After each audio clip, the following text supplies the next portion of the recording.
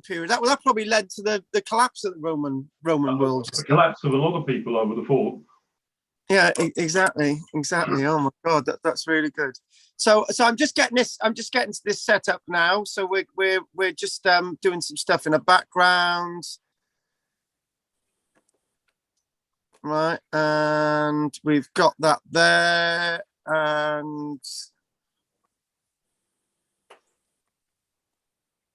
can you still hear me, guys? Yeah. Okay, I got to go back to Zoom. Right, good. We're back on Zoom, I do believe. And if I can get back to the screen, Zoom, done. Excellent. Good. Anyway, we're broadcasting live.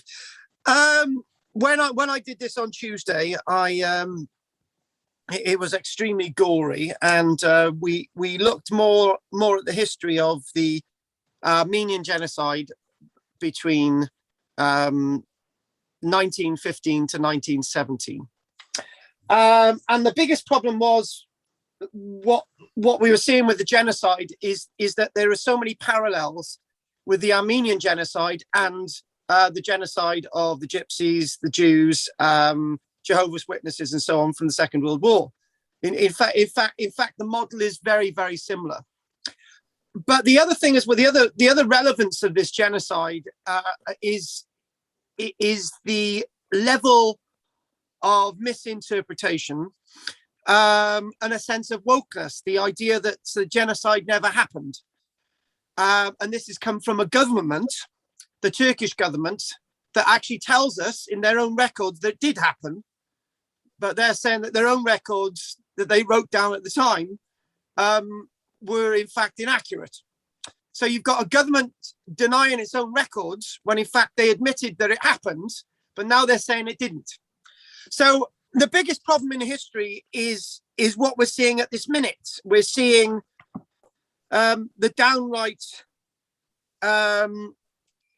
defilement of history. In regards to the American Civil War, for example, in a short while, the American Civil War will have never have happened, because they will have pulled down all the statues, all the museums associated with the American Civil War will be gone. Any memorials to do with any dead to the American Civil War will be blown up and defiled. And the only thing that will have occurred in America between 1861 and 1865 will be the fact that people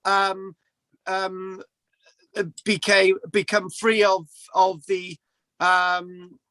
enslavement, which occurred in 1863, the emancipation of slavery. And the biggest problem is that there were actually some of the worst slave owners in America were in fact people who were black. But that's going to be ignored as well. So what we're seeing is that we're seeing an active rewriting of history, and it's only in the archaeology now that we can actually prove these events in history actually occurred. And I'm trying to do this from a completely unbiased view. My own bias is that I can see that these events did happen.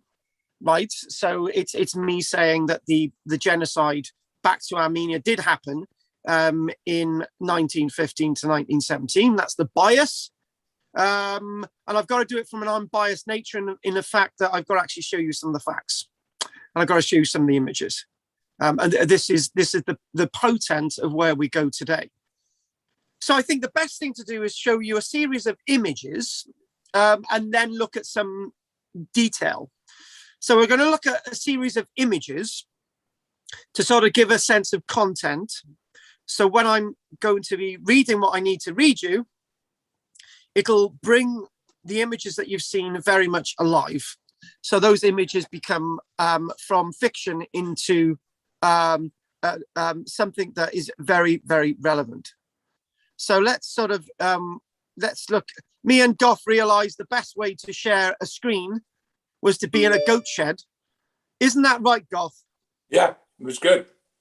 It was good. In a whole lecture in a goat shed. It was absolutely an amazing day, right? So what we're going to do, the first thing we're going to do, which is we're going to actually go directly to Wikipedia, because Wikipedia has some great images in regards to this genocide, right? So where do we need to go? We need to go to this image first. And we're looking at this image, and the red is where we're going, right? And the green little splodge there in the middle of the red is actually modern day Armenia. Now, what we need to do, we need to go a little bit further over on the left, and that's where the Armenians were being deported from. And today I jump back, as we look at these images, directly to the experience, that people had in the 1930s all the way to 1945, in regards to the genocide that was being that occurred to many different cultural groups, and the Holocaust in regards to the Jews as well. So it's just trying to say, I'm trying to make one point there, if it hasn't been made clear. The point is that history keeps repeating itself. History is undeniably always repeating itself. We can't seem to learn from history. And it's not the failing of humanity to stop killing each other. It's the failing of humanity to actually learn that killing each other is not the right thing to do. And if you stop killing each other, all these types of things can go away. Today, I'm quite appalled that we're hearing saber rattling in regards to China wanting to invade Taiwan in 2025. And I'm thinking, do we really need to invade countries now? Do we really need to go to war? Do we really need to do these things? Have we learned anything from the First World War? Have we learned anything from the sacrifice that my great-great-granddad made in the First World War in training hundreds and hundreds of recruits to go to the front line and seeing the horrors that he saw? Have we learned anything? The answer is no. And we certainly didn't learn anything from the genocide in 1915 to 1917. So 1915 to 1917, we haven't learned anything. We kept on repeating it. Rwanda, 1997, we kept repeating it in Pol Pot's Cambodia in 1975, 1976. We repeated word for word this absolute genocide against the people that we see in regards to the Armenians. We repeated it in the Second World War. This is actually a death march. Can we prove that these death marches actually existed? Is it just to be found in photographs? The answer is no, because along these death marches, there are charnel pits alongside the wayside. You can occasionally find bits of human bodies scattering the landscape where these death marches occurred, which led all the way from the likes of Ankara in southern Turkey and southern central Turkey, and obviously from the likes of Istanbul, leading from the north of Turkey, leading from the east of Turkey, leading from the west of Turkey. These death marches were over a range of 1,000 miles into Syria. Right. And the strangest thing is, in the records of the Turkish government, it actually says that 800,000 people, Armenians, died on these death marches.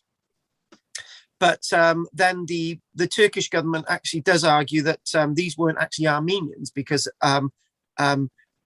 Armenia never existed, and these were people from Turkey, and we had every right to kill them in the first place. So there was no actual genocide, right? So all these things are being argued, and the most harrowing thing was that a question that was asked of me on Tuesday. Well, not asked; it was more of a statement. The person said, "They said, do you know?" He said, "Do you know in Germany?" Yes, and I said obviously there were 1,000 concentration camps and transit camps and work camps and so on in Germany alone. 1,000 camps in Germany alone, and the question was, surely the people in Germany, the average everyday person, knew that that this extermination of people was taking place, and I said yes, and then then the individual turned around and said on Tuesday, well, the images that we see are of people being unburied, littering the landscape. Everyone was in on this. And the answer is yes, they were. It wasn't just the Turkish government that was responsible for the active massacring of the Armenians. It was the everyday average Turkish person. It was the actual evil that we do see in society when there's a ferment. It wasn't just the Turkish government, the Ottoman Empire in 1915, saying that we should transport up to 1.6 million people died, 2 million people, to transport 2 million people into Syria, right? It wasn't just the Ottoman Empire, the Turkish government, which was complicit in this. It was everyone that was complicit in this. Nobody gave these Armenians sanctuary. So in fact, the Turkish people is responsible as much, and I'm going to say it, as much as the German people are responsible for what happened in regards to the extermination of 12 million people in the Second World War. And I'm going to say it, but that's my bias. And Goff, if you feel insulted by that, but that's my own view, right? So how do we actually see this in the history, and how do we actually see this in the archaeology? Well, this is a map. And this map itself, all the green areas show where the Armenians are from, right? They're dotted all the way around from Turkey, and the ones that had the worst of it were the ones that actually came over from the West, who actually were on those death marches, right?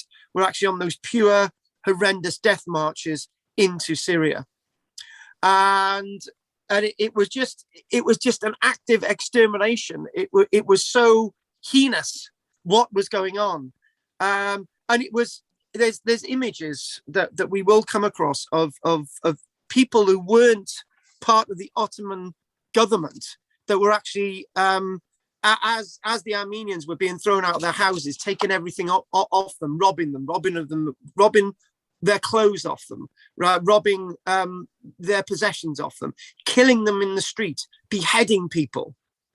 We've got all the photographs. Is that evidence enough? And yes, it is. That evidence is still out there. It's still littering the landscape on these death marches into Syria. It's still there. Human skulls can be found dumped alongside the roadside, alongside stones, which are still there after 100 years. So that's the archaeology. That's the archaeology telling us something. And it's at this point that I mentioned something else. I mentioned something of personal experience. This caption says looting of an Armenian village. Basically, the government said you can take whatever you like from the Armenians. They've got no rights anymore, and people were just going in there.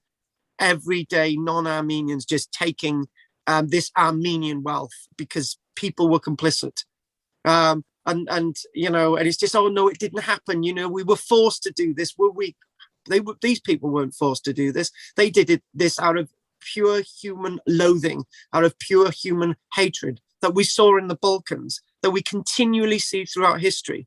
This isn't a go at the Turkish. This isn't a go at the Germans at all or anything like that. It's a go at the evil of humanity. And as I calmed down a little bit, I remember something that it was 2014, and I went to a very well-known food fair in Gwent. And at that food fair in Gwent, I would go around with my children, and we'd have those free food samples and maybe buy some cheese, that type of thing. And there was a tent, and inside were these beautiful items of clothing. And these beautiful items of clothing were all ethnic items of clothing. And I gradually started looking at these I actually started looking at these items of clothing. And these weren't made 10 years ago or 20 years ago. These items of clothing were made in the 1920s and the 1930s. You could get a tunic or a doublet or some hose or something like that.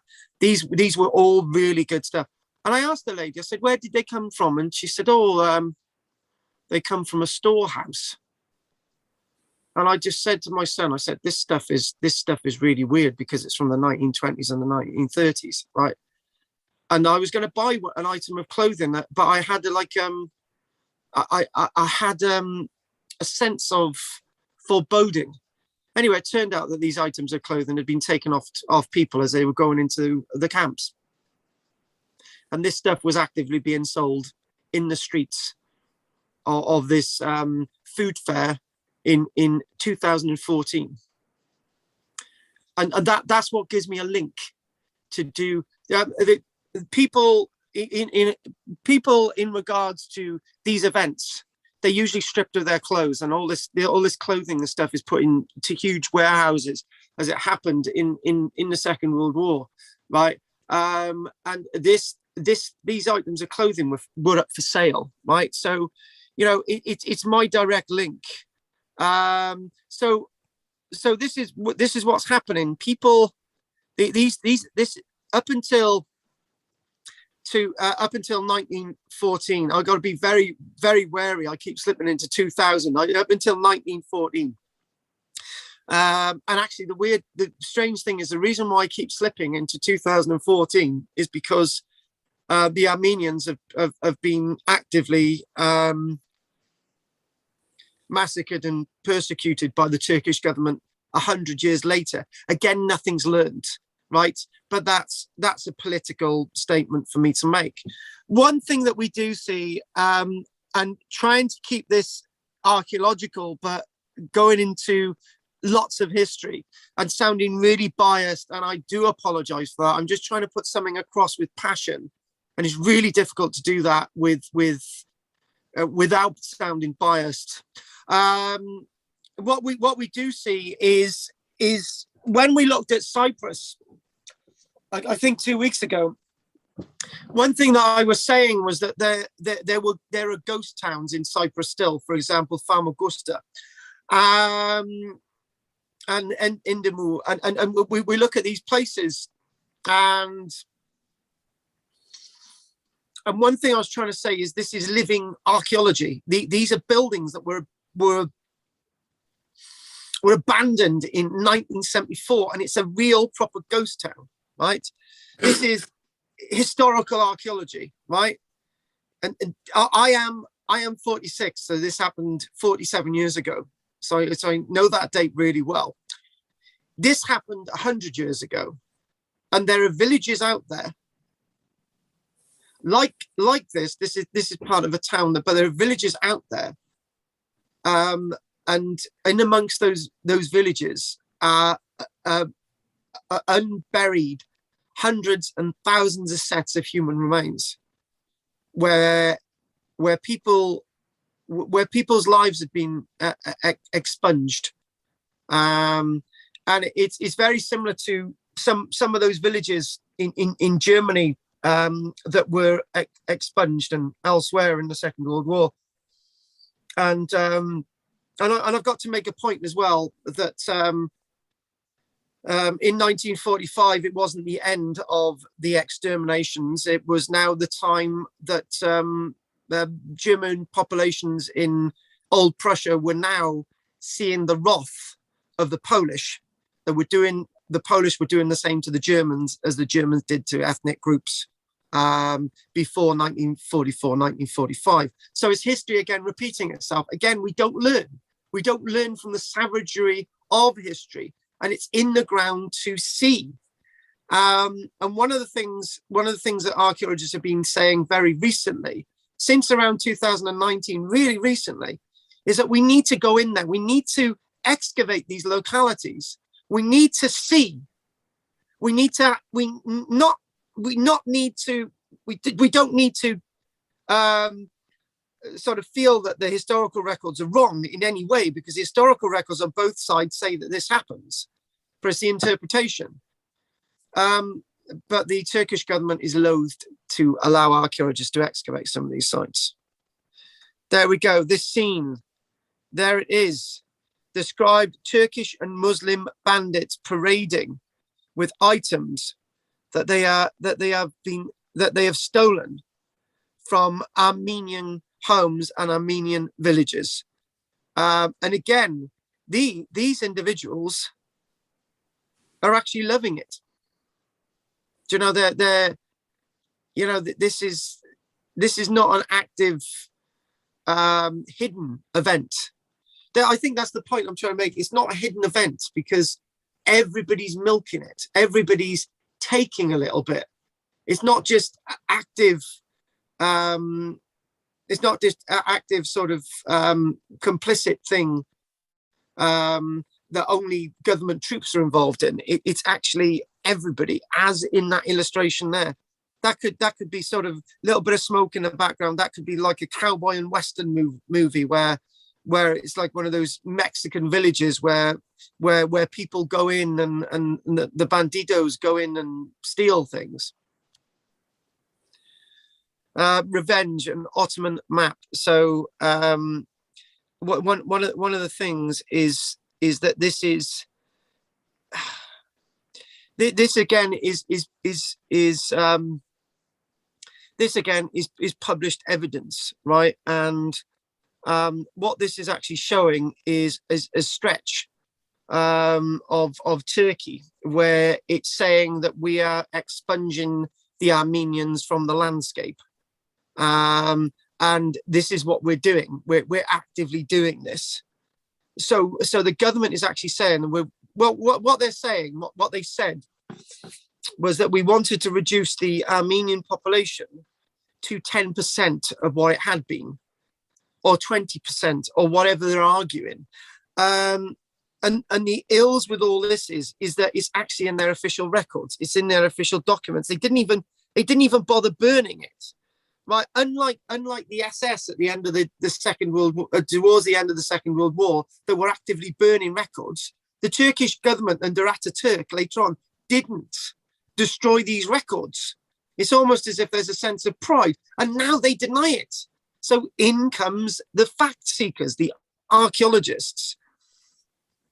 But the Armenians just didn't sit down and take it. They actually decided that they were gonna fight. The problem is that at that stage, the British Army had been surrounded south of Baghdad in 1915, and the British Army had been put at the sword by the Turkish. And so there was no relief of these Armenians. There was nobody going in to help these Armenians. It was in border territory between the old Turkish Empire and the Ottoman Empire, Ottoman world. So the Armenians were actually caught up in the middle of it all. So the Armenians wanted independence from the Russians, but they also wanted independence from the Turks. So they had no friends. And having no friends, they were open country. And it was... There's another point to be made here, which I made on Tuesday, which I'm going to splurt out, right? And it's a political point, but the issue is that the Turkish gained nothing from the extermination of the Armenians. In fact, there were lots of Armenians in the Turkish army, and bit by bit they got rid of them. The Armenians were providing taxes for the Turkish government. They were providing workers for the Turkish government. By wiping out these Armenians, 1.6 million of them, you're depriving your own nation of the wealth that the Armenians are actually providing. And from somebody who's extensively studied the Germany in the Second World War and before the Second World War, I always say that if Germany hadn't have done what it did to all the ethnic groups, Germany would have probably won the Second World War.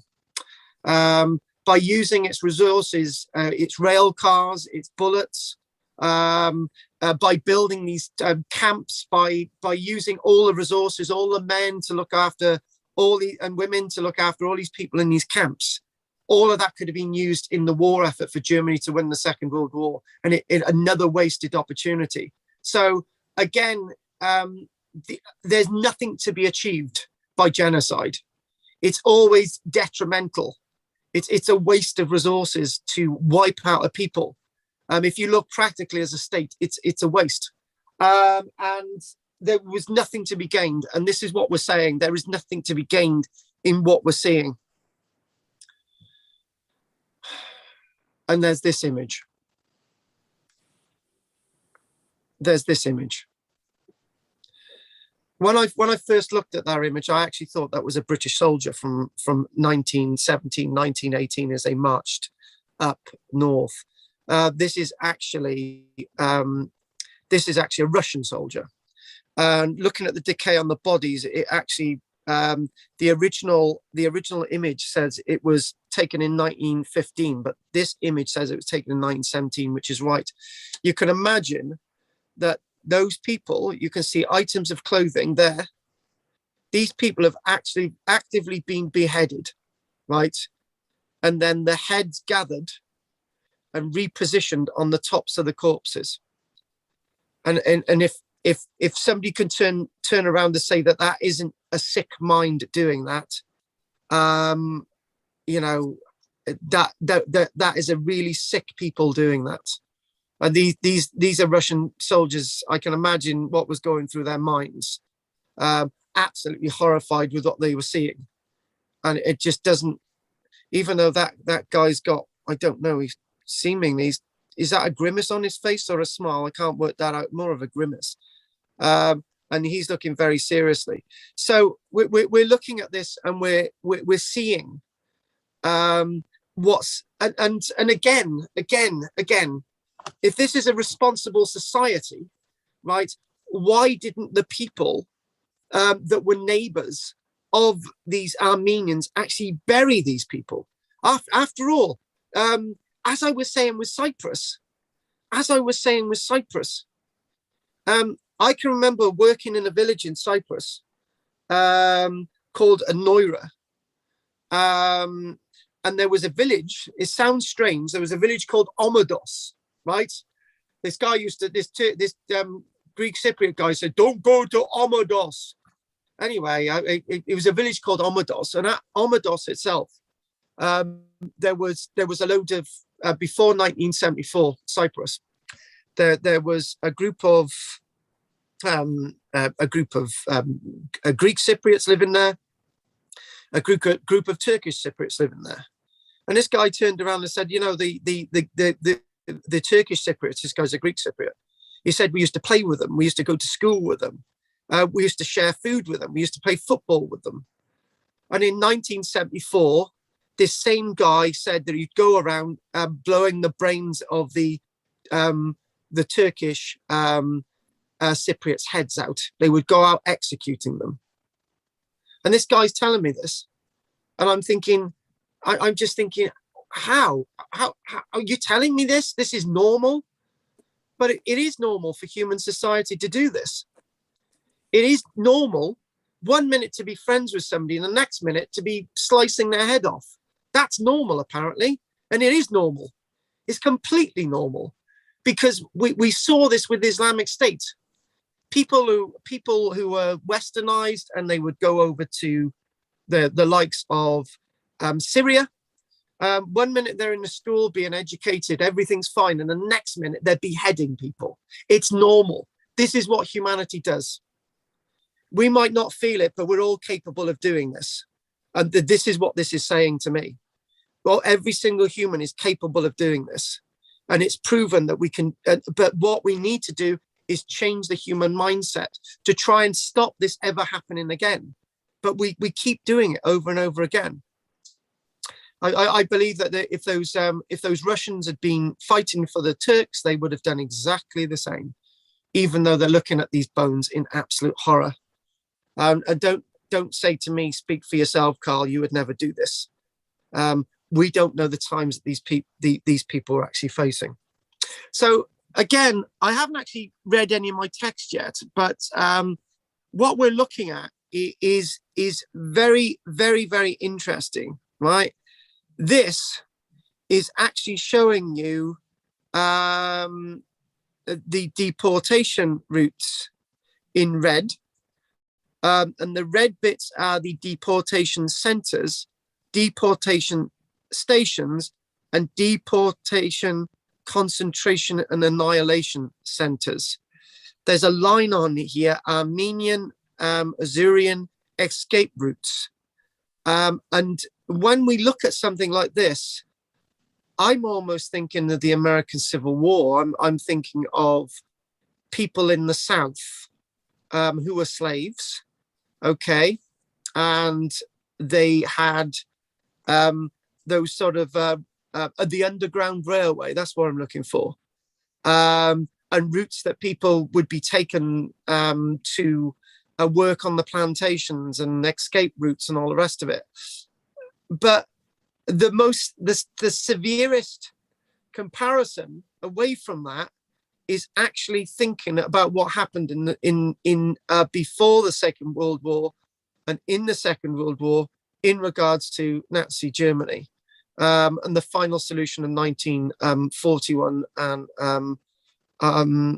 Reinhard Heydrich's final solution. So this is the similarity, Reinhard Heydrich's final solution, where you actually see these routes where people are actually taken to the camps, and you've got the what you've got is the deportation centers, the railway hubs. Thinking about it, I'm doing a comparison with Germany and the extermination camps like Treblinka and Auschwitz. So looking at them, and you're looking at these big black ones here. They're actually showing that thousands of people end up going here. So these lines, some of these are road links, some of these only one or two are rail car links, and the rail car links directly to the red sort of areas, right? So this is what we're talking about, and we're looking as well there. Interestingly enough, these little ones that go into the water, people who disappeared out at sea, right? People who were killed near lakes, right? These people here. We'll go back again. So again, I wanted to give you the gravity. And if we open up this little line here, the big red sort of box towards the center of the country, right, we can see there that it goes to an extermination camp, concentration camp, 1915, right? We can see all that. And again, parallel with Germany, and the extermination camps as concentration camps, the deportation camps, and so on and so on, all that sort of coming together. So in other words, this is being repeated. This happened in 1915, 1917, and it's repeated in the 1940s. Okay. Did you want to say something, Andrea? No, not me. Well, somebody said something. But anyway, so we can see all the parallels there. And again, history repeating itself. History doesn't change. The evil of humanity. There was an American ambassador. He went to a certain lake, right?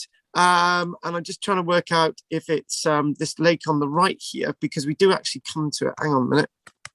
We're gonna have to go back again. Hang on a minute. Hang on. Let's go back. I just pressed the wrong button. Yeah, one of these great big lakes. An American ambassador went to one of the great big lakes, and he describes that in the gorges and floating in the lake were thousands of bodies. And it was almost as if it was normal. And because the Americans were actually neutral until 1917, they couldn't do anything about this. Armenians gathered in the city prior to deportation. Now, there's one thing I haven't told you. Women and under 12-year-olds were deported. Men were gathered together and shot. That's basically it. The reason, The reason why women are deported is that they felt that they could then be used to a bit like Islamic State. We'll keep the women, we'll convert them to Islam because the Armenians were Christian, we'll convert them to Islam, and they will then produce children. And obviously we will be able to get rid of the Armenian race one way or another. The men, anyone over 12 was shot. A bit like what happened in the Balkans again in 1991. Nothing really changes. And this is the thing. We've not done the Balkan War. I'm going to go off onto a complete different direction, right? But it's the same direction. After the massacres of men and sort of 12, 13-year-old boys in the Balkans, the Serbian government denied it actually happened. And they said, hang on, we've got witnesses, but it didn't happen. Yeah, but we've got witnesses. We've got photographs. Yeah, it didn't happen. They brought in the archaeologists to excavate those bodies and saying, it did happen. No, it didn't happen. Hang on, we've got the bodies. So they had to examine the bullets that were used. These are the bullets that you used. Oh, no, it must have been the Russians because they supplied the bullets. So they had to go back to the Russians and say, these were the code numbers. And the Russians say, actually, we can say that these were provided to the Serbian government, right? Oh, yeah, no, but these weren't, whatever they were, Muslims or Christians, because there was a Muslim massacre and there were Christian massacres. And you're thinking, well, and then, and only then, eventually, they've got enough evidence for prosecutions in The Hague to actually go ahead and say that these things actually took place. So it's this world of denial. And in Turkey, it's so weird that they're saying that this happened, but they're denying their own evidence. It's just like, man, it's absolute crazy. This is that lake. So this is the 24th. This is Lake Hazar, Mount Hazar. And basically it's saying that, hang on a minute. There is some details. There should actually be some details in here. I can tell you the details. There was an American ambassador, and he went to Lake Hazar, and this is the lake that we're actually talking about. I'm just trying to get my thing back there. Lake Hazar, a United States ambassador, 24th of September 1915. He described this lake as full of bodies, and the gorges were full of bodies and all the rest of it. People weren't shot because they'd run out of bullets. In fact, they actually tied them together, weighed them down. And they actually found out that the best way of killing people was actually to tie people back to back. And if you tie people back to back, the one person as he takes in water and drowns, the weight of that person will then take the other person down, right? And then obviously when the gases build up in the bodies float back up again. And it's only a sick mind that comes up with something like that. So this is what the American ambassador was saying. And these bodies just freshly massacred at the side of the road, with their clothes on and everything, all freshly massacred. And then I was asked the question, who's actually taking these photographs? Well, it's actually the Ottoman government taking most of these photographs, because the average person doesn't have a box Brownie camera hanging around them, right? So, or the equivalent of a box Brownie camera. So these are actually official records, and they're kept. It's a bit like those official records that were kept of people going for picnics, watching as they see people shot in the woods in Bavaria in 1941. It's a similar thing. And it's just that the ability for people to actually do these things, and to actually with the Armenians, it's almost as if there's an enjoyment. People are actually all these people have been shot, and then somebody is actually people are actually thinking, oh right, let's take a photograph of it, let's just show the let's show the family at home it's okay. There's nothing wrong with what we've just done. They're only ethnic Armenians. They don't mean anything, right? Amongst that collection, there's not just men, is women, is children, and bodies like this. Lots of them are still on the sides of roads and ditches. Sort of, obviously they're going to be covered up with dust and all the rest of it. It becomes so bad at one point that so many bodies were building up on roadways that they had to just sort of shovel the remains away and put them in ditches. These bodies were actually used as a weapon of war. As the British Army was getting closer and closer, eventually, obviously, the British Army did actually get to Baghdad by 1917 after their major defeat in 1915. But when the British Army got to Baghdad, they found out that the Tigris and the Euphrates River was actually full of bodies, and nobody could use any of the water because it was being polluted by these Armenians. In other words, the bodies themselves were being used as a weapon of war to pollute water sources, to actually pollute whole river systems. And it took, in regards to Iraq, about a whole decade for them to actually try and clear the waterways of these bodies.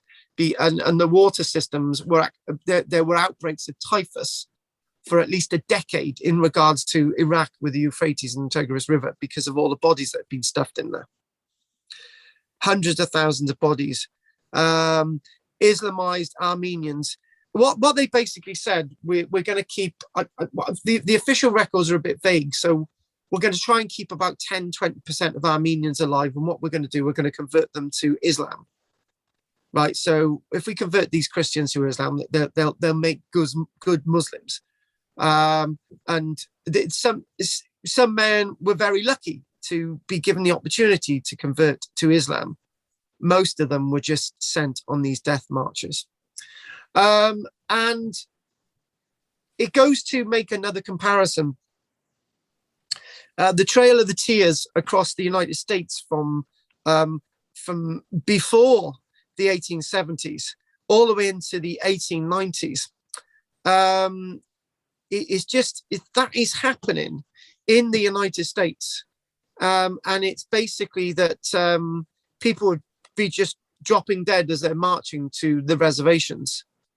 And this was in a modern world in 1890, when it's okay to abolish slavery of people from Africa, but it's not fine. It's okay to abolish that, and it's okay to give people from Africa rights in North America, but it's not okay to give people who are Native American rights in North America, to treat them as slaves. That's obviously right in North America. It's right to sort of treat them in this way.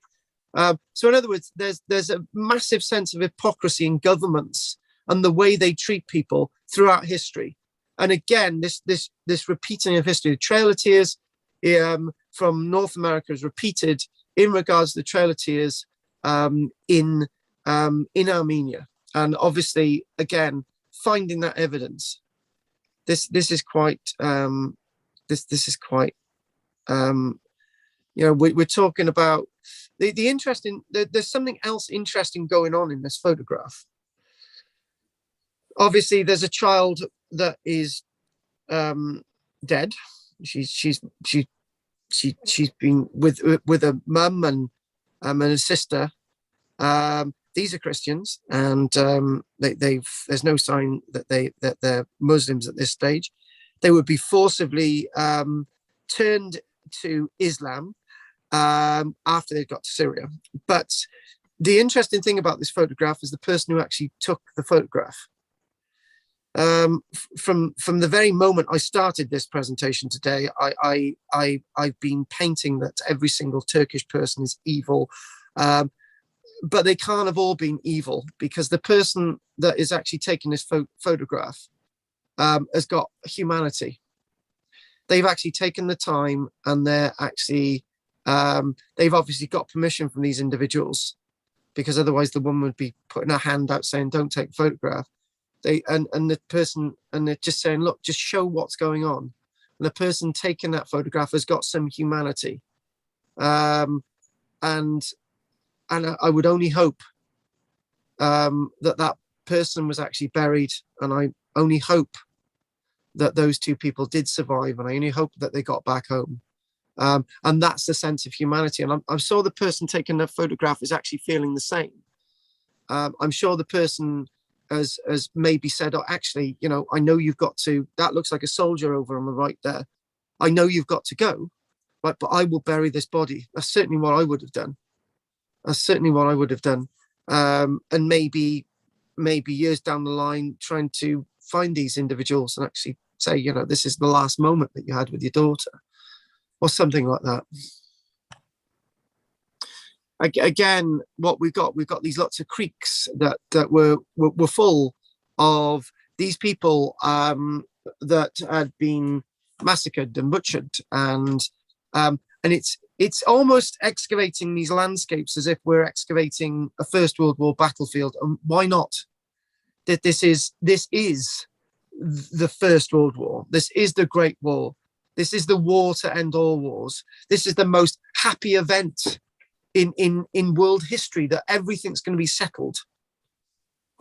It's the most terrible event in world history that didn't settle anything. Ataturk's great mansion, you know, Ataturk as he takes over. Actually, the strange thing is that Ataturk actually, as he's trying to re-establish the Turkish state, he actually says, yeah, we did do this. And he actually admitted that it was not the right thing to do. But then later on, history said, oh, Ataturk was a great leader, but we don't really agree with his point of view.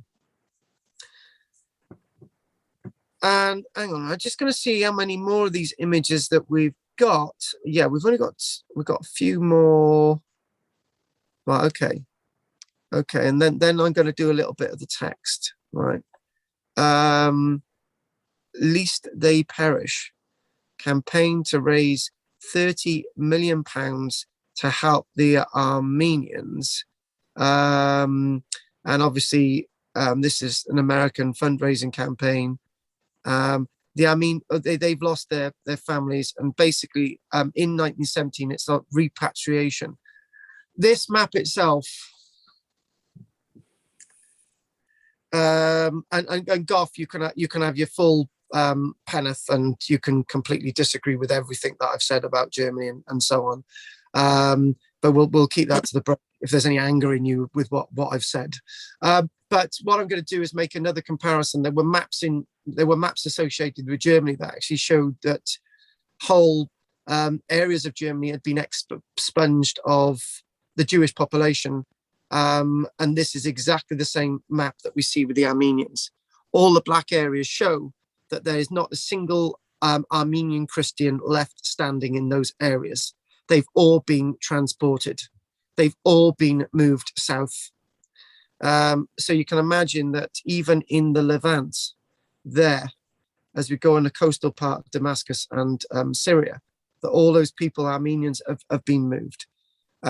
We see that it's incredible the amount of Armenians that have been completely eradicated. And the ones that I feel really sorry for, more than anything, are the people that were actually in Europe, right, on the Balkan European side of Turkey. And these were forced on death marches all the way over to the mainland, right? And then all the way through Turkey, 1,000 miles death marches. And guess what? The food that they were provided never went to the people. The water that they were provided never. Well, some of it must have went to the people, because some of the people, about 100,000 people actually of these Armenians actually managed to make it to the red area, right?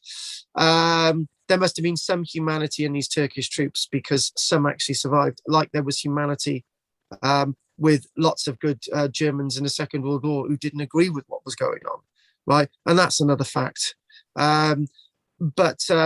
So obviously some of these people did survive, but the food that was provided didn't ever, in many cases, get to the Armenians that it was meant to feed. And just think, this death march of 1,000 miles, Land's End to John O'Groats are just under 600 miles, isn't it? So they say you could do that in 30 days. So this death march would have taken about 50 days if you're lucky. How are you going to do it without food and water? And with very hot temperatures. If you could have done the death march in the winter, then fair enough. But you would have been out of your mind by that point anyway. So what I'd like to do now is just have a little look. We've done that, and again, this is talking about children evacuated from Harput. So these are children being evacuated. I'm not exactly sure whether that's evacuated from Harput by. Yeah, I think this is being evacuated by the British. And there you go. An Armenian refugee camp in Beirut in the early 1920s. And most of those individuals there are women and children. And the atrocities, the references to do with a number of rapes and all the rest of it, we don't need to go into that detail. Memorials there, the Higdeer Memorial associated with the Armenian genocide of 1915, 1917. And there it is, just sort of that memorial to the 1.6 million people that actually lost their lives. So I think the best thing to do now is to go away from these images, and to what we want to do is I want to cut the screen share, stop the screen share, and I'm going to give you a few facts, and we'll have done a whole hour. And if anyone disagrees with anything I've said, then they want to discuss this and they feel hurt by anything I've said, then that's what I'm here to discuss. It's the Armenian genocide, the systematic mass murder of some say 1.6 million, some say 1 million, whatever figures. So the death marches, the mass executions, the forced Islamization of Armenian women and children, nothing unfamiliar there, my folks, my friends. Attack type genocide, expulsion, death marches, forced Islamization. Prior to World War I, Armenians were concentrated in eastern Anatolia and occupied a protected but subordinate place in Ottoman society. So in other words,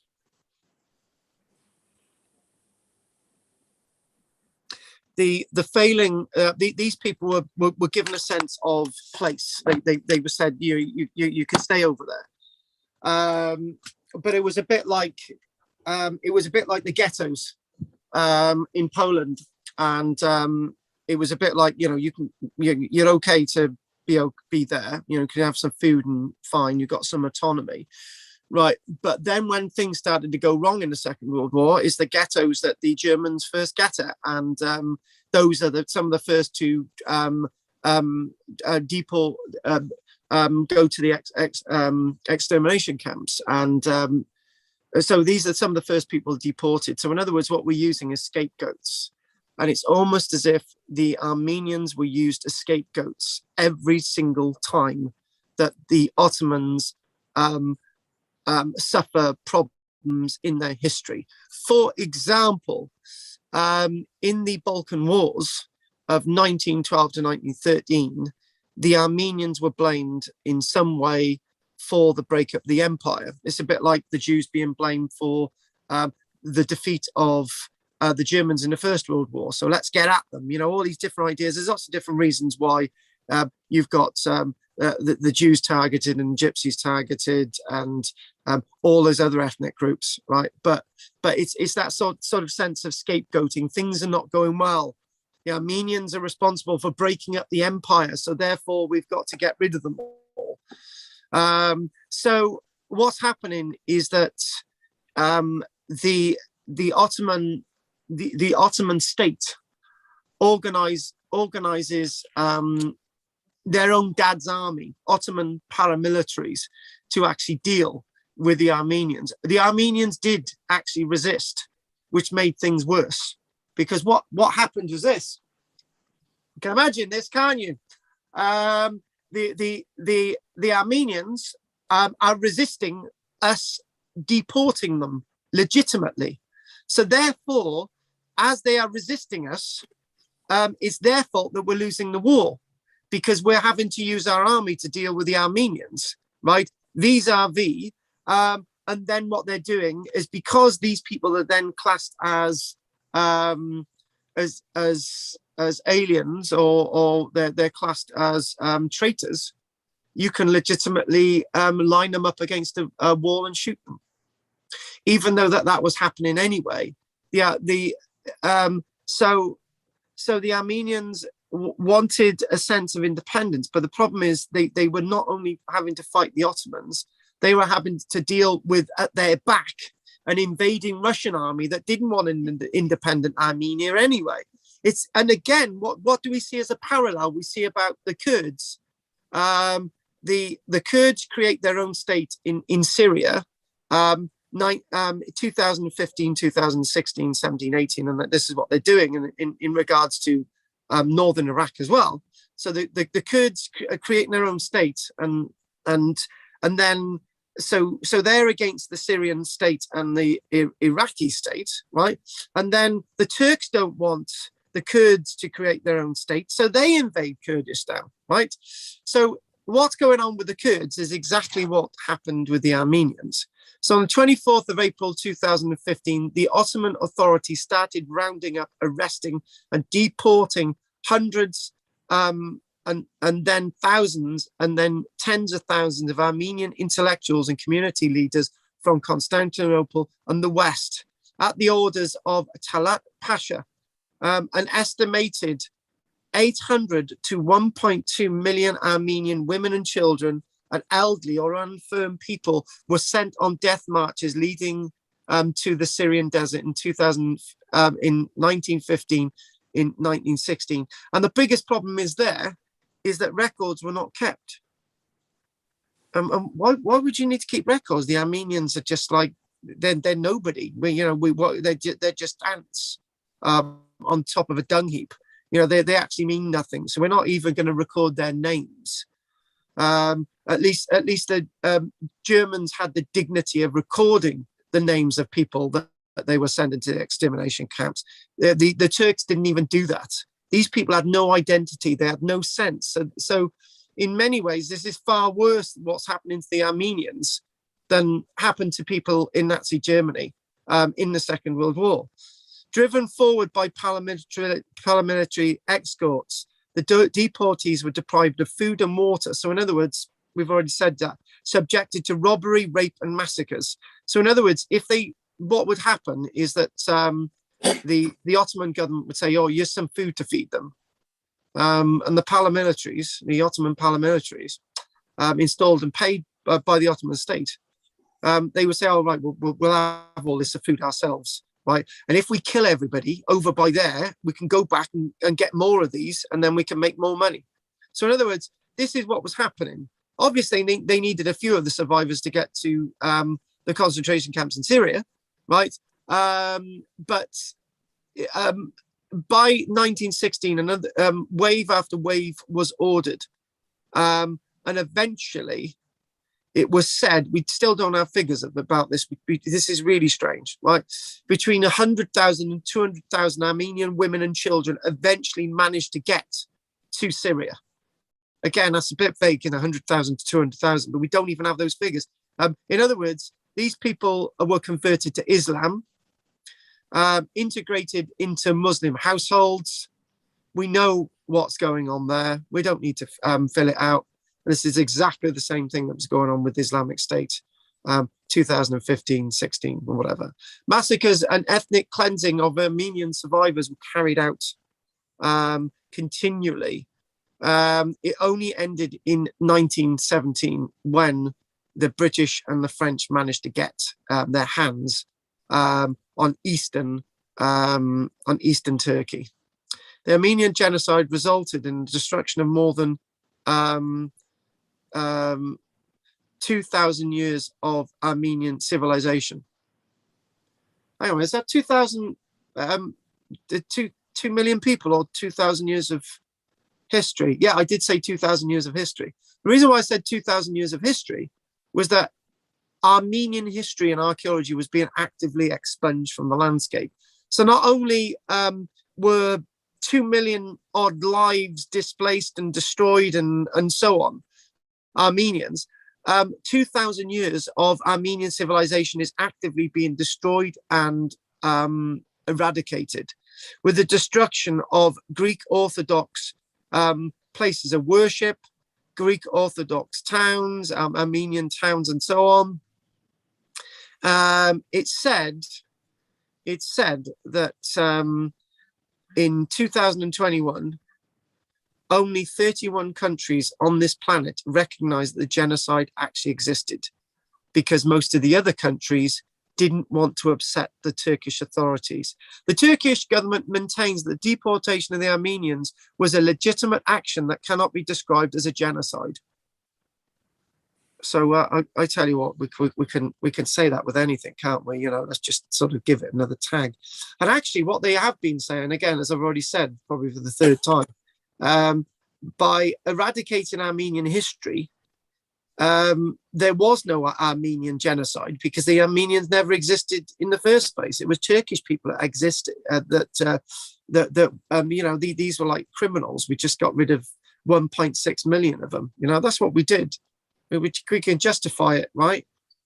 Because, you know, we see this. We see reinventing of history. The same thing happened in regards to the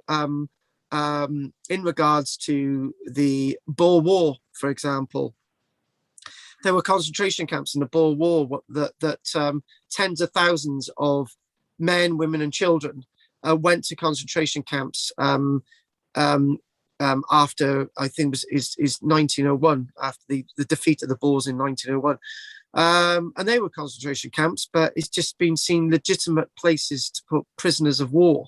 What, children and women? Yeah, they were prisoner of war camps, and a few people died. Yeah, but a few people died in Japanese prisoner of war camps. We don't let the Japanese get away with it, but you know, it's the way history's written by great empires like the British and the Ottomans that it distorts the narrative, and it's just trying to not have the narrative distorted, which is what we're trying to achieve today. Right, so what I'm going to do now, we're going to find out if there's any questions or anything anyone would like to say. Garth, you start. No, I'm going to say it's just it's very, very upsetting, isn't it? You know, this long history of genocide throughout history, and Yes. everybody's hands are bloody. So yeah, it's very sad. But pleased to see now that this episode has come to the fore now, hasn't it? So Yes, it has. Yeah. It is coming to the fore, and do you know what? I thought you were going to pick me up on that point that I made about Germany. Everyone was in on it. Everyone knew about it, but there were millions of people in Germany who didn't agree with it, and there were tens of thousands of people in Germany who did something about it to try and stop it. There were people working in those camps who did not agree with what they were doing and did not want to do what they were doing. But the same as what I said to the Armenians, there were thousands, if not millions of people who were complicit. And that's the point I'm trying to make. And then what I do is I take those Armenians, and I take, not the Armenians, the Turkish, bloody hell. The Armenians are not complicit in wiping themselves out. So the Turkish are complicit, the Germans are complicit, the British are complicit in regards to the Boers, the Japanese are complicit in regards to what. But he's complicit with these horrible events in history. And I think what we've got to say is that we've got to balance out and see a way in humanity to try and see a way forward. And it's got to be a way forward that we can learn from this history and say, now we have to stop this. And yes, and it's beginning to see these genocides and the reality that maybe we can say, look, this is what's happening. We're all, this is the thing, you see, right? This is the big point. We've always said what the Germans did in the Second World War was terrible, right? But now what we're saying is what the Turkish did in the First World War was terrible. What happened in Yugoslavia was terrible, right? What happened in North America was terrible. What we're actually starting to say is humanity is responsible for all of this. And now humanity needs to go forward and stop blame and say, we've done all this and now we need to go forward. That is the point of this today. So, Andrea. I'm a bit confused because if they're deporting them, why were they making them do these walks when they were killing them anyway? Where were they? It's the word deported. Sending them or deporting them? I'm a bit confused. Where were they deporting them to? They were deporting them to Syria. Why Syria? Because it was far away from their ethnic lands. By removing them from their identity, they were removing them from their sense of worth. So when you're looking at it, you're talking about probably up to 2 million Armenians, only 100,000 to 200,000 actually survived getting to Syria. They were sending them to Syria because they could be converted to Islam. And it was only the children and the women that actually got there, not the men. What, I mean, surely the Syrians, what did they, they kind of wanted them there either, surely. No, they didn't. Kind of opened their arms and gone, oh, we're going to get all these Syrians, surely.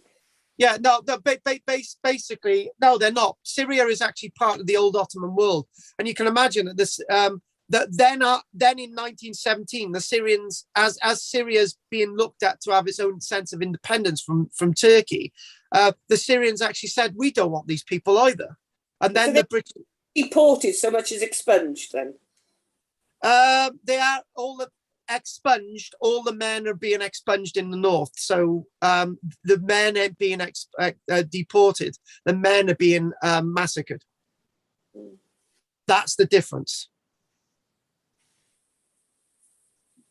And most of the women and children are not getting to Syria. That is the point. So right, Henry. Hey, it's really just a very sad reflection on human activities and history, which obviously some people wish to rewrite and bury. Unfortunately, I come from a country which in the late 40s lost over 1 million due to the control of its nearest neighbour. Yes. Which is, something that it kind of gets pushed under the carpet. And I think only recently someone stood up in the British Parliament and said sorry. Yes. Yes, I agree. And it's just, we've got to own up as a society and actually say that, yes, these things happen and not try and hide them anymore. We've been trying to hide it. The thing is, right, if we look at a massacre, say a massacre of the Vikings at Weymouth Harbour in sort of, I can't remember the date, is it 850 years AD, right? We look at that massacre and we say, oh, it's Vikings being massacred by the Anglo-Saxons. Oh, good, best of luck to them, right? But it's still a massacre. It's still an extermination of human life. And because there's distance, it's okay to look at that, and it's fine to sort of see it in a different light, but it's the same light that these things are being done in, and we've got to now address that and be sensible and go forward. Yeah, I agree with you. You do need to move forward and learn. Yes, very much learn. You've got to. So what we're going to do, we're going to take a break, and I'm going to put the kettle on. And my God, we've done a solid hour there. It's because of Andrea joining us this week. We'd be finished by now. Anyway, let's I gotta have a quick chat with Jess, so I'm going to do that now. So I'll speak to you soon, guys. Okay.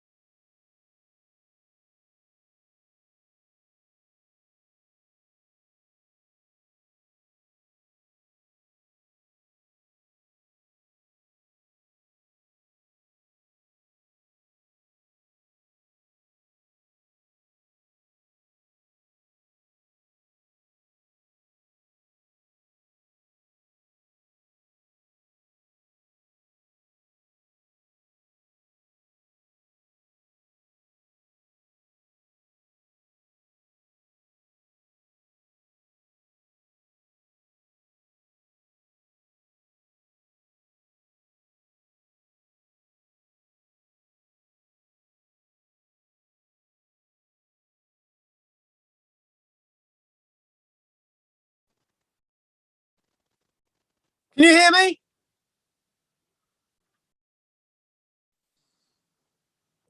Hello. All right, that's good. I got it. I gotta get my Horlicks.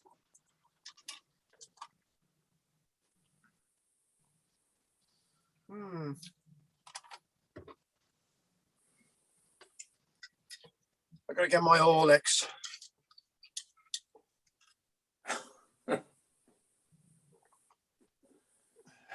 There's nothing wrong with a bit of Horlicks, is there? What can I say? I don't know. I just don't know. Just watched a bit of television in the break, and the Queen's in Cardiff. What the hell is she doing there? They didn't tell us that, did they? They're opening. She's opening the Senate. Charles is there. Oh my God. Queen Camilla. So do they? I didn't think the Queen ever opened the Senate like that. Done it for the last 5 years, 6 years. Oh, I didn't know that. No, it sort of pales into insignificance from what we're talking about at the moment, doesn't it? Yeah. Yeah, pales into massive insignificance. Yeah, it really does. So we'll get back to it. I'll just finish the biscuits, and I'll be collecting my Madeira cake on Monday. Oh, you'll love that, yeah. So my Madeira cake.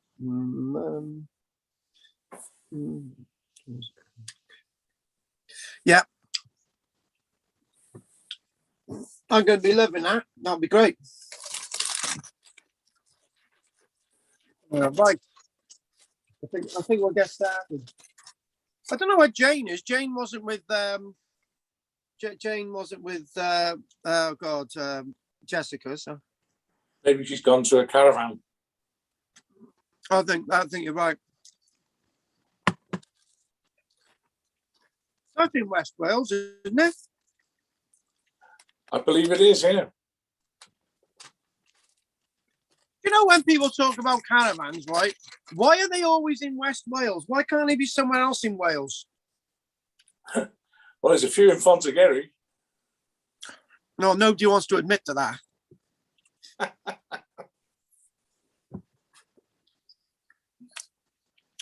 It's got a good chip shop.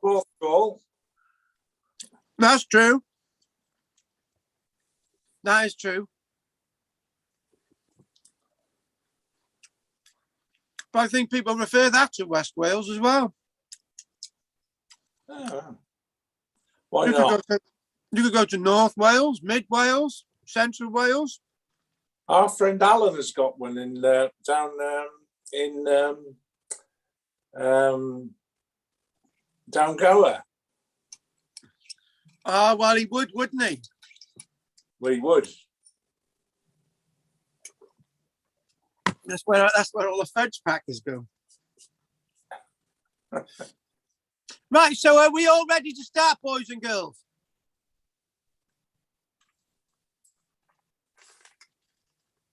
I think they must have left us. Yes. All right, Andrea, we're starting. Right. Ooh. I don't know where she's gone. Right, so right. What I'm going to say is, as happened last week, I'll probably have a phone call about just before Apas, right? So if I disappear, right, I haven't finished, right? I'll be back. That's Okay? correct. Yeah, it's a threat. Like last week, it was like Goff and Jeremy and Henry phoned me last week and said, "Is it over? Is it over yet?" Okay, do you know what? I think I will start off with a few images, right? The way I'm going to do this next part, I'm going to start off with a few images, right? And I'm going to do some more text. And then I've got a little bit of, some quotes from an American archaeological professor on the situation with the Armenian archaeology. So that's what I'm going to do. So, and again, I just thought I'd mention that we would do. I would take that call. So I'm just gonna get started again, broadcasting my screen. Do you know what? Right, I'm gonna say it for the second time. Being in a shed with Goff all alone, right? Being able to work out how to show images off my screen is the best achievement me and Goff have ever had together. Isn't that right, Goff? Discovering technology, wonderful. It was wonderful. I got to be honest with you. Right. Okay. Right. So I'm going to. Okay, I think we can do that. All right. So there are actually these are typical images of that you would find off Google, but the captions are really interesting at the bottom as well. Eliminating an existential threat, the Armenian genocide, right? What does that mean? So does that mean to say there's some kind of threat today? But anyway, you've got a death march there through an Armenian village, and these are obviously paramilitary soldiers. They're not exactly regulars. Turkey, the Armenian genocide, the politics of memory. Yes. So here we go. Another Turkey rejects US resolution on Armenian genocide. So in other words, the United States recognize this genocide, but Turkey doesn't. Okay. So what else have we got? We've got this, finally recognizing the Armenian genocide. So they're obviously all women. They're all Christianized women, and they are all women on that death march to Syria. Did they actually make it? The answer is most of them probably didn't. It's likely that the women, probably one in 10 actually made it. Probably a little bit more higher with children. So that's not good odds. Again, there's lots of these images. You can see them being marched in that there. And look at that. All of those bodies there. Again, people are all shot. Those are all part of the genocide. And again, here we go, going along with their children. How they actually survived this, I don't know. And if we go back to the main screen again, and we see, hang on, if I can just show, just type something else in here a minute. Hang on a minute. Oh God, accept cookies. Don't want any of that. I'm just trying to get my. There we go. This. So this image itself is the epitome of the genocide. You've got something that you would see very familiar in regards to Pol Pot's genocide of his own people in regards to 1975, 1976. So the one thing that we know about the Cambodian genocide is that people are not allowed to forget. Least we forget. We're not allowed to forget. This is the thing, you see. You cannot be allowed to forget events like this. You must not be allowed to forget events like this. They've got to be in your face. These people's lives were lost. And I'm just gonna say something brief. It's going to be a bit like a little bit of a diatribe, but I'm going to say something brief. That pulling down of statues in regards to slave owners, pulling down statues in regards to heroes from the American Civil War is not the right thing to do. Right? All you're doing is erasing history. I've had the argument from people saying, "Oh, how would you like to be a black person? Always seeing this statue in front of you, a reminder of slavery." Well, tell you what, right? When you pull down the statues, you forget that slavery ever happened, and therefore it can repeat itself again. It's got to be pushed in your face. The best way of dealing with these statues is leaving them there, having what's said on these statues, i.e. this person was a wonderful person, he gave a lot to society, and then on another plaque saying, actually, in 1800, it was acceptable to keep slaves, but now it's not acceptable to have slaves. Slavery is wrong. And then you actually put, this person actually did keep slaves, but it was a type of thing that they did at the time. And you say, he may have done good things, but here's what was wrong at the time. And this is what you do with these statues. You don't pull them down. We cannot forget these events in history. Now, one image that I haven't actually put up here, which I'm going to try and do now, is Armenian genocide heads. So if I can, there's something I want to show you, right? There. You're clearly seeing that. And these individuals have been beheaded, right? And you can see them there, that these soldiers from the Ottoman army are actually shown pride of place with these beheaded skulls. And these are the types of images that we might see in regards to the Second World War. In the early part of in the later part of 1941, what we do see is that we see whole families going for picnics, watching people being shot in woods, and you see people having their photographs taken with all the dead piled up behind them. Now, this is in the 1940s. This is again what's happening in 1915, 1916. Doesn't make anything right. And again, what we do see is that in regards to these skulls over there, again, these are still out there, unburied. And it's just trying to link in these images. This is archaeological fact. This is the real archaeology. Look at that. This is actually a team of archaeologists. I think this must be in from the clothing. This has got to be in about the 1950s. You're looking at that thinking, hang on a minute, right? This is the last one we'll show of heads like this. I actually showed a lot more on Tuesday, but we don't need to because I'm sort of putting the point over. What we're seeing is archaeologists excavating and saying, this is the evidence. This is actually what happened. Who are these people? Well, you can tell that they're mainly men, right?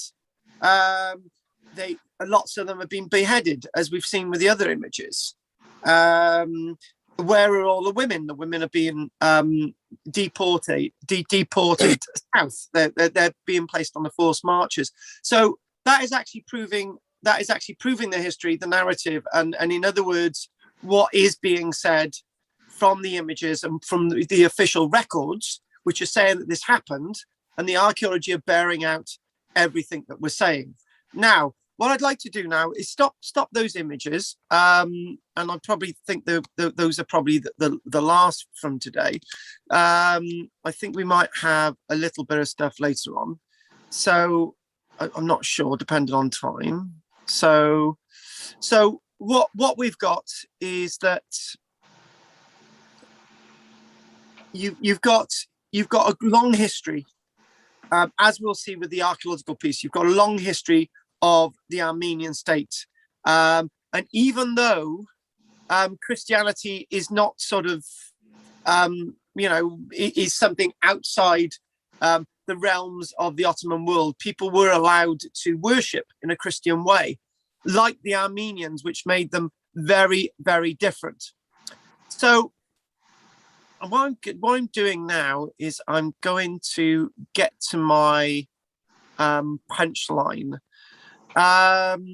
So what we do find is that the Minister of War, and Enver Pasha, took over command of the Ottoman armies for the invasion of Russian territory and tried to encircle the Russian army, which was fought in December 1914 and 1915. Unprepared for the harsh winter conditions, his forces were routed, losing more than 60,000 men. The retreating Ottoman army indiscriminately destroyed dozens of Ottoman Armenian villages. So this was in late 1914, 1915, and it was thought, again, as I said, that the Armenians are good scapegoats for the Turkish defeat against the Russians as they tried to defeat the Russian army in late 1914, 1915. And what's also being seen is that the Armenians may be organizing some kind of rebellion because they are actually resisting some of the Turkish troops, looting their villages and killing their loved ones, and they're actually finding weapons. So one of the key reasons for the deportation and the extermination of the Armenians has been given today, and in the past, there are allegations of Armenian revolt in the documents. However, this might just be the Armenians defending themselves. So evidence of a revolt might actually be fabricated. These might be the Armenians. They've already got their own little country anyway, which is autonomous within the Ottoman world. They're probably waiting for the time that they could be independent peacefully and whatever. But because the retreating Ottoman army was finding weapons, they actually saw this as a sign of an active rebellion, an active revolt that was actually going to happen. So massacres of Armenian men started, and it was on the 24th of April. It was on the 24th of April that the start of the movement of Armenians out of the landscape started to occur. Now, what's happened? There was a place called Van, which is in the east of Anatolia, and VAN. And Van itself was reached by the Russian army on the 18th of May. And any talk that this massacre wasn't taking place is recorded by the Russian government. They find that 55 corpses, no, I've read that wrong, 5,500 corpses, no, 55,000 corpses are found littering the landscape.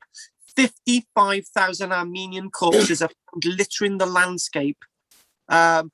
These people had lost their lives between April and May the 18th, 1915. So this was clear. This was clear that we had the archaeological evidence and the historical evidence to prove that this was actually taking place.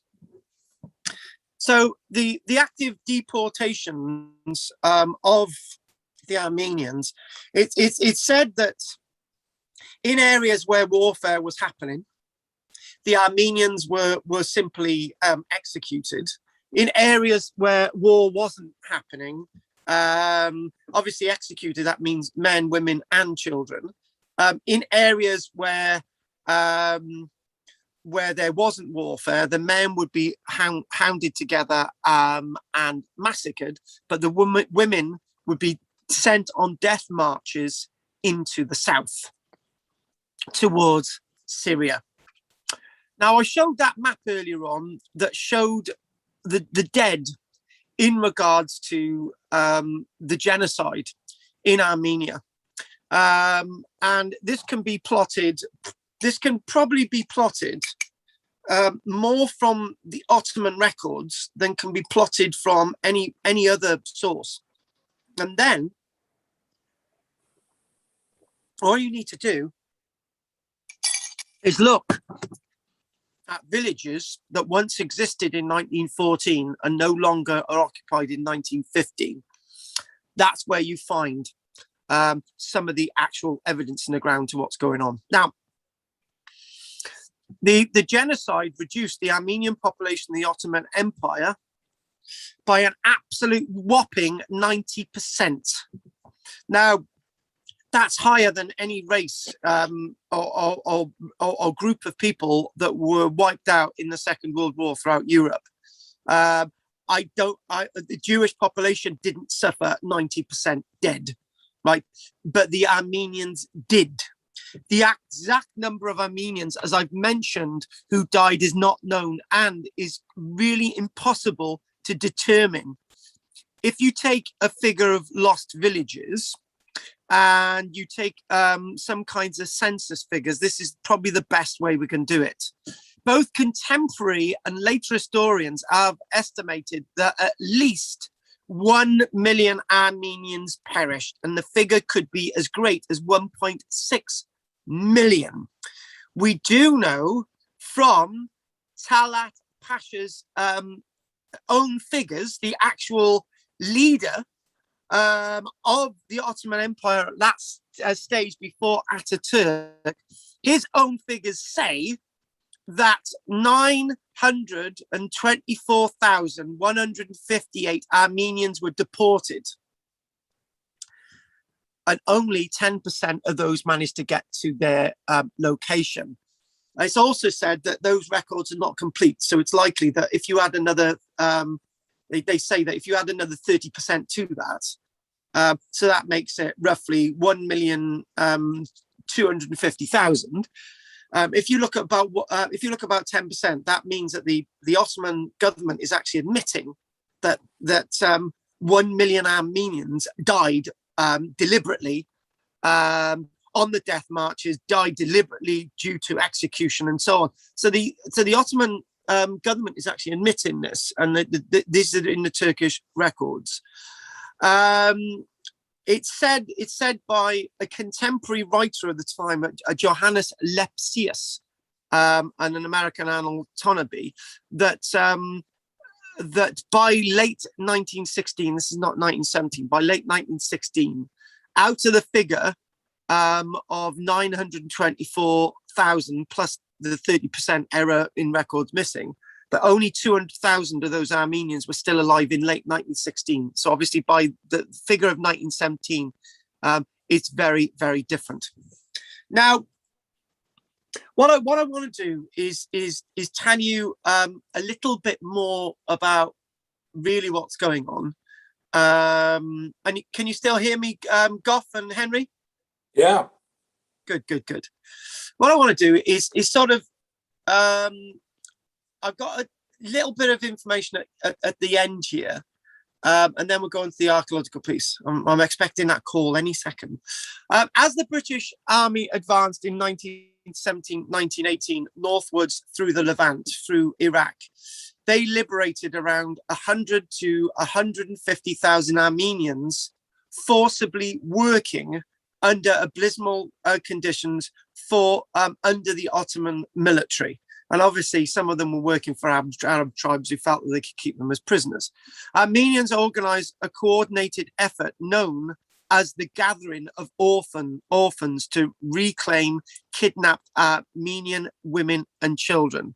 Armenian leaders abandoned their usual patrilineal society to classify children born to Armenian women and their Muslim captors as Armenian. So in other words, any children that turned out to be of Muslim birth, and the woman was an Armenian, they were classed as an Armenian. So that was good. So there were, because there were so few adults left to look after these children, there in Alexandropol, which is named after Alexander the Great, there were 25,000 orphan children with no parents. 25,000 children at Alexandropol in 1920, which is quite an amazing figure. 25,000 children, that represents, if we say that one of those children represented a mother and a father, that's 50,000 parents dead, right? If we look at it that way. Altogether, what we do see is that there were 100,000 orphans that were recovered, and that there were probably up to 100,000 that remained in captivity. Although the post-war Ottoman government passed laws mandating the return of stolen Armenian property, in practice, 90% of Armenians were barred from returning to their homes, especially in eastern Anatolia. So what we do see is that even after the complete armistice and defeat of Turkey after the First World War, and Turkey was basically reduced by about a third in area. All its territories in south were removed, and most of its possessions in Europe were removed, and so on. The Ottoman, the Armenians still suffered within a world of that they were probably being blamed. The Armenians were probably blamed for the defeat of the Ottomans in the First World War, like the Jews were blamed for the defeat of the Germans in the Second World War. There weren't enough gypsies around to blame the gypsies, so any Jews were still around and they were blamed. So there was no sanctuary for the hell that these populations have suffered throughout history.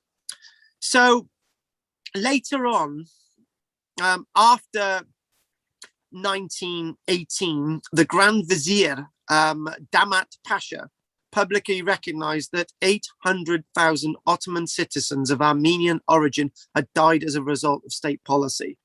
So this is where we get, where we start to see something very strange. That after this, the Ottoman world actually admits that a big chunk of those that died, that we know or don't know about, they were responsible for 800 Armenian deaths. Indictments forced on the Ottoman government. Indictments for deportation and murder were placed against cabinet ministers and army members, and courts at that time ruled that this was a crime of mass murder. So this is what the courts declared. This was international courts and Turkish courts acknowledged that this was a crime of mass murder. This was well before Nuremberg or anything like that. This is 1918, 1919. And they said that 18 perpetrators were sentenced to death, of whom only 3 were ultimately executed, as the remainder had fled or were tried in absentia. So in other words, 18 ministers in regards to the Turkish government were placed on trial, but only 3 were executed. So it was a token number of executions. By the 31st of March 1923, the nationalist movement passed a law granting, unfortunately, immunity to all war criminals that were responsible for the deaths of Armenians. So in other words, there were to be no further prosecutions in regards to the deaths of the Armenians. So in other words, this was a bit like, this was in another way what Nelson Mandela did when he came to power. Didn't he come back in, didn't he, in 1991? Mandela said that, we'll have there's an immunity towards everybody, but this is not the same immunity. This is an immunity of mass murder. So I don't think you can forgive people for this level of mass murder. And only this was so soon afterwards. This was on the 31st of March, 1923. So what I'd like to do now is I'd like to just sort of just come to this article, which I'm actually going to show on the screen. It'd be a useful one. And if we go to there, and we'll share and we'll care. Sharing and caring, that's the best way to be. Right, okay, here we go, and bingo. I've got this article on here. It's not that one, it's not that, and we'll go to here. Right, this is a rather interesting one. This stabs at it as it is. Archaeology's genocide problem. Forgetting on the Armenian highlands. So we're forgetting the Armenians. So this is a very major university in the United States, the Cornell University, is a Professor Adam Smith. And he's looking into archaeology's genocide problem, violence, heritage, and the techniques of forgetting on the Armenian highland. So in other words, it's that techniques of forgetting. We've got the archaeology. This is the genocide problem. We've got all the evidence. So why aren't people believing these things? Why are people denying these things? So what I could do, I'm probably a bit ad-lib this article because it's we need to be strict on this. So Smith presented a survey of prominent archaeological texts in the field. So we've got the archaeology, we've got the historical evidence, pointing out how some of those writers, when discussing the heritage of Eastern Turkey, had failed to mention Armenians as natives of the land from earliest times until Islam, instead portraying the land as exclusively having Turkish heritage. So that very point there is basically saying that we've got the Armenian genocide, but it can't be the Armenian genocide because the Armenians are like foreigners to the land of Turkey. And, you know, we had every right to sort of get rid of them or something like that. But anyway, the main thing is that Armenian history goes all the way back to at least 500 years BC, which is actually 1,200 years before Islam, and actually quite a few years before the Turks actually become a people in regards to the landscape of the Ottoman world and the modern Turkish world. The powerful narratives of denial. So in other words, that point there above, denying people's heritage, you can deny their place in history. So you can deny the genocide. In regards to the Armenian genocide, but also the other thing as well is they're actually actively, in regards to beyond the genocide, anything beyond, and the Turkish government negating the historical nature of ancient Armenian presence in Anatolia. So in other words, they're saying that despite the 3,000-year existence of Armenians and their continuous construction of civilization in their historic homeland, no archaeological site in Turkey is permitted.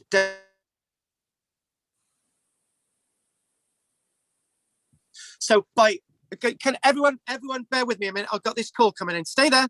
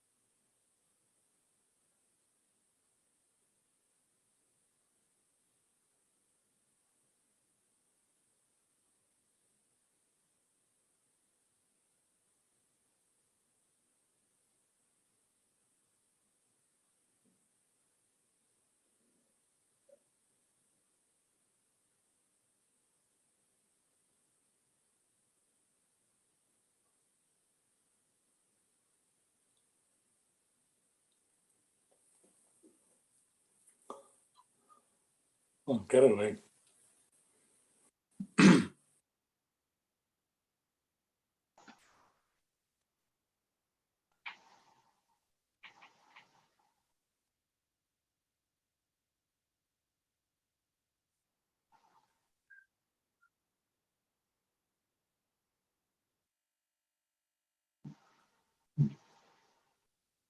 What's up there? Golf, you're now the host. You've been promoted. That happened last time, didn't it?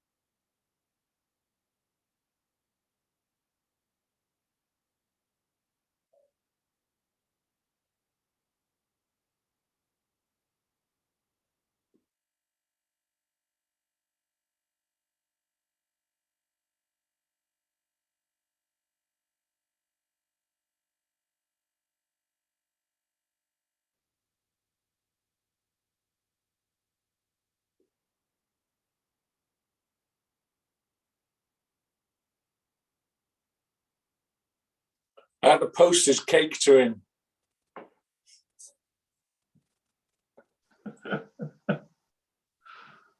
Cost me £2.40. I would ask for your money back.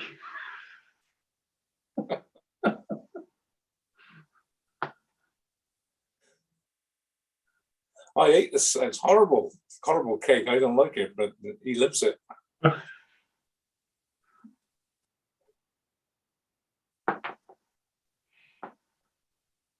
Where is he hiding these days? Well, he won't say, will he? Somewhere in mid Wales. Does that mean he doesn't have to pay the poll tax? Oh, I think everyone's all these people like Astor are after him.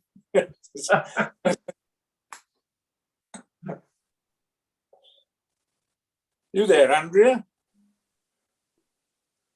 Yeah. Can you hear me now? Yes. Yeah. Where have you been? Oh God, everywhere. I'm near the side of Bournemouth at the minute. Are you on holiday? No, my husband's working here. Oh, right. Oh, no. Right. But we're all over the place. I go into the classes in Lantwick occasionally. Yeah. You don't go in there at all, do you? No, I haven't been yet. I'm not saying I won't go, but I haven't been since lockdown. Right, okay. A little bit apprehensive about, still apprehensive about going into places like that. Hasn't been, no seems to be any problems. I see it's much more open in England than it is in Wales. Oh yeah, I know. Yeah. Feels quite strange coming back into Wales when I come back. Yeah. No, but I mean, I quite enjoyed this with only a few people. I find I get a bit more of these Thursday mornings. Yeah. Yeah, I think he's definitely more knowledgeable.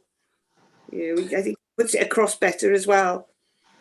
Well, I hate to say it, but I like his style, Yeah. And me, I think you get more out of it, I think. Yeah. So, not saying I wouldn't go to Lantwick, but yeah. I mean, it's good that she's doing them, and she's, she's a lovely girl, but I'm not into her politics, and she kept bringing up politics all the time. But I think she's shut up about that now. Yeah. I think I sort of, she was telling mistruths, and in the end, I had to sprint in and corrected her on it all. And she sort of seems to have shut up now.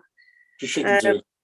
And then I didn't want politics brought into it, I know Carl does sometimes, but not in the same way as she was doing. You mean modern politics of the president in this country? Yeah. Oh no, be clear of that. Yeah. Yeah, that's right. You don't want it, do you? Well, Anyway, no, enough of it already. I'm trying to avoid it.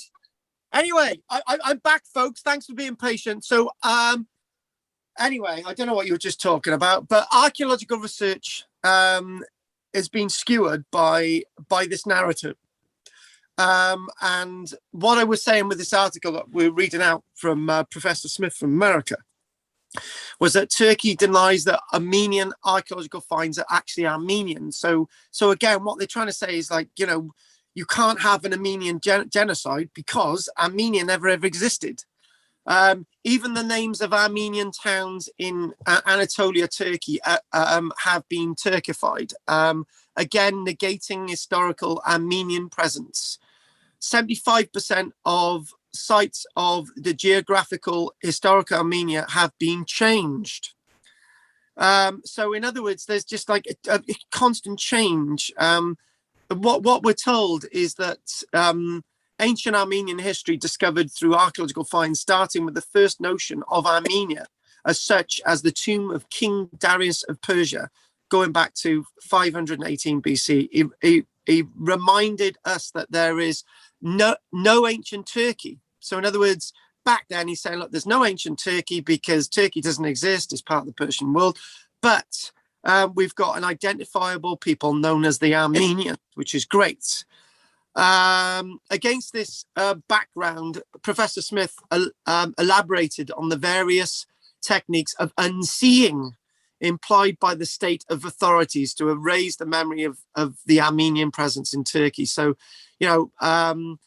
by expunging, by removing the Armenians were never there. Therefore, this event in 1915 never happened. So what we do see is that in regards to Turkish academia, you've got omissions from texts in regards to the Armenians. Monuments that are said not to be Armenian and are now sort of being de-Armenianized.